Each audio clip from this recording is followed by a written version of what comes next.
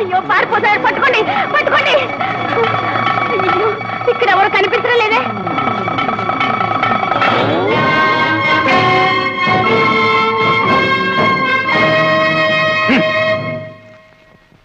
దయా దాక్షిణ్యాలకు నిలయమైన పిల్ల సామ్రాజ్యంలో దారిదోపిడికి తలపడతావా?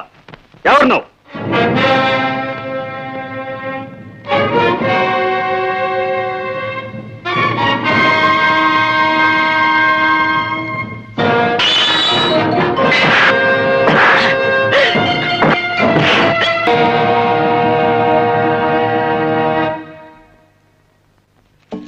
బావా బావా, మొత్తానికి వాళ్ళ తిక్క కుదించావు బావా.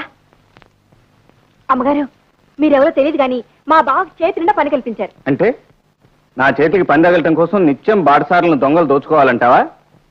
నా మరదలమ్మగారు, ఇంటిది కాబోయే కొంటిది, ఉట్టి వసపెట్ట. ఇదోండి, మీ వస్తువులన్నీ ఉన్నాయో లేవో చూసుకోండి.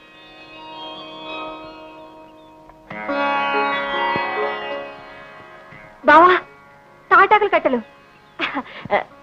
అమ్మగారు, నాకు తెలియక అడుగుతాను, వీటి కోసం మీరు అట్టార్చింది? వీటి విలువ నీకు తెలియదమ్మా. ఇది ధనుర్వేదం.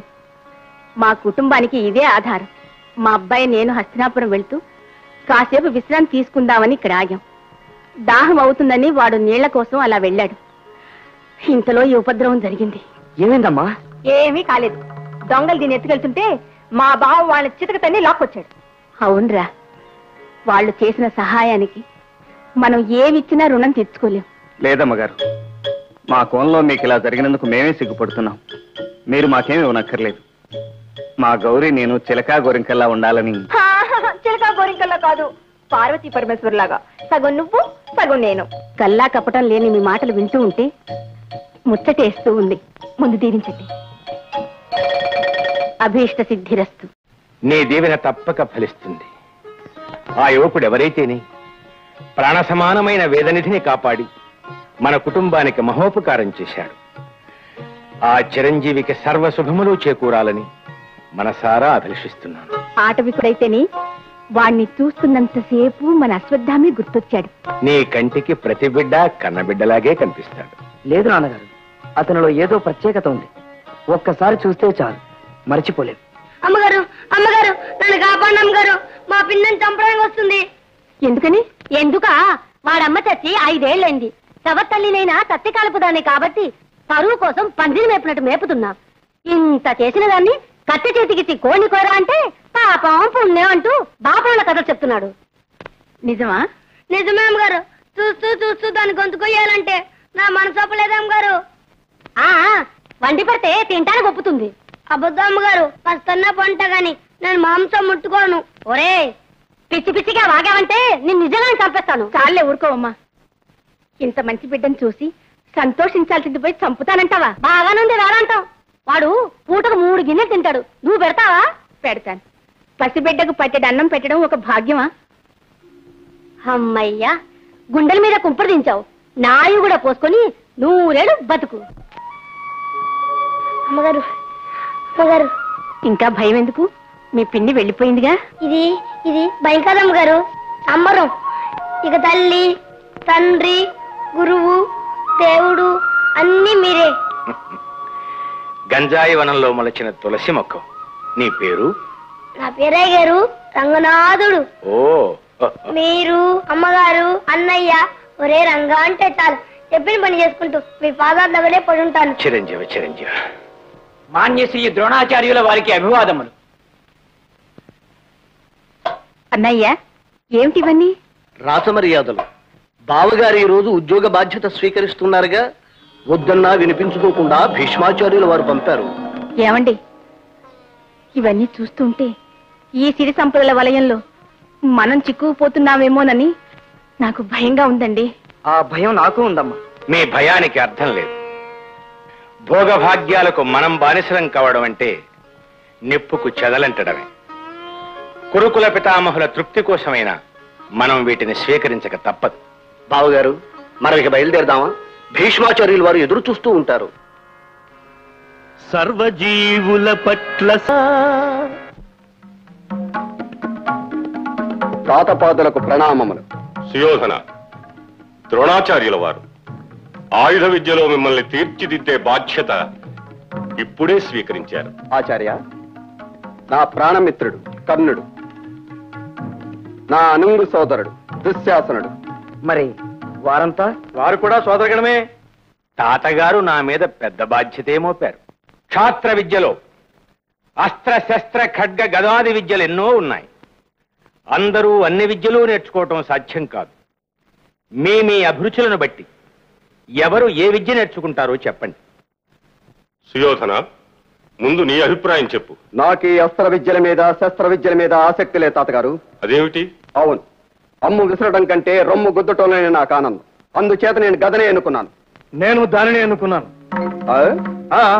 బాగుంది. అర్జున, మరి నీ అభిమతం? నాకు బుద్ధిబలం మీద ఉన్న విశ్వాసం భుజబలం మీద లేదు తాతగారు. అభేద్యమైన శత్రు వ్యూహాలను భేదించి అరివీరులు ఆట కట్టించడానికి అస్త్ర విద్యను మించిన విద్య మరొకటి లేదు. అందుచేత నేను దానినే ఎన్నుకున్నాను. నేను దానినే ఎన్నుకున్నాను. ఇది మరీ బాగుంది. అలాగే ఉండాలి. స్పర్ధయా వర్ధతే విద్య అన్నారు. ధర్మజ, నీ అభిప్రాయం చెప్పలేదే? నాకు ప్రత్యేక అభిప్రాయం అంటూ ఏమీ లేదు తాతగారు. శక్తి మేరకు అన్ని విద్యలు సాధన చేయాలని ఉంది. ఇక్కడ నీ ప్రత్యేకత నిలుపుకున్నావు. ఆచార్య, ఇక మిగతా వారికి వారి వారి అభిరుచుల్ని బట్టి మీరే నిర్ణయించండి. అలాగే శిక్షణ రేపే ప్రారంభిస్తా. స్వామి, 7 ఏళ్ల ఏకలవ్యుని నాకు మిగిల్చి మీరు వెళ్ళిపోయారు. ఈశ్వరానుగ్రహం వల్ల ఇన్నాళ్లకు వాడు ప్రయోజకుడయ్యాడు. మన గౌరికి వాడికి పెళ్లి చేద్దామని మీ అనుమతి కోసం వచ్చాను. స్వామి, ఏమిటి విపరీతం? శుభవాణి బిడ్డకు పెళ్లి చేయాలనుకుంటే ఈ అపశకునాలేమిటి?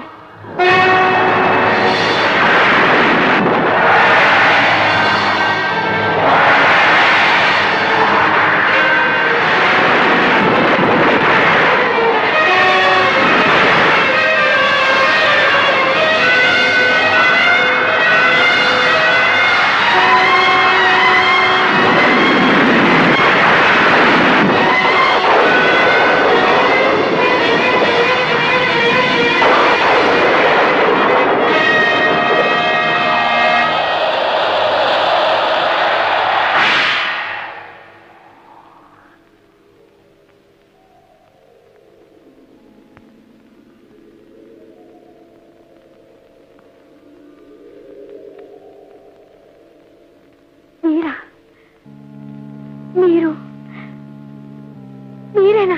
గుర్తుపట్టవేమో అనుకున్నాను. స్వామి, మీరేనా ఈ మాట అంటున్నది?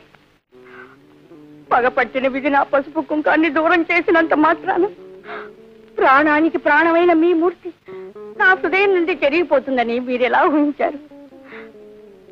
ఇంటి దీపంలోనూ ఈశ్వరుని రూపంలోనూ కన్న బిడ్డ ప్రతి కదలికలోనూ మిమ్మల్నే చూసుకుంటూ బ్రతుకుతున్నా నన్ను మీరు అనవలసిన మాటేనా ఇది? దేవి, నీవన్నదే నిజమైతే నాకు నా ఆశయాలకు ఇంత అన్యాయం జరిగేది కాదు.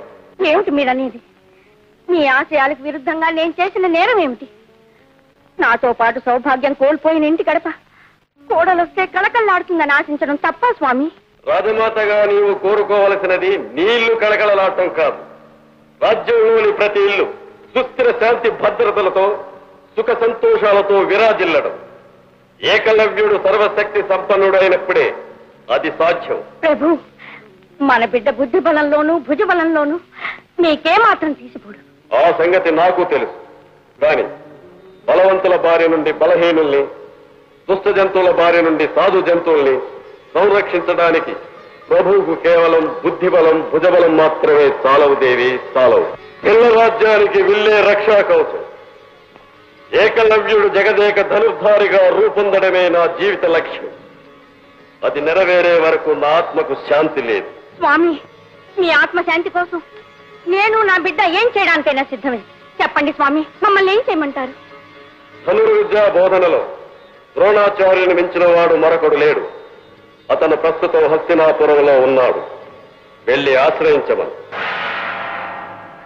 స్వామి,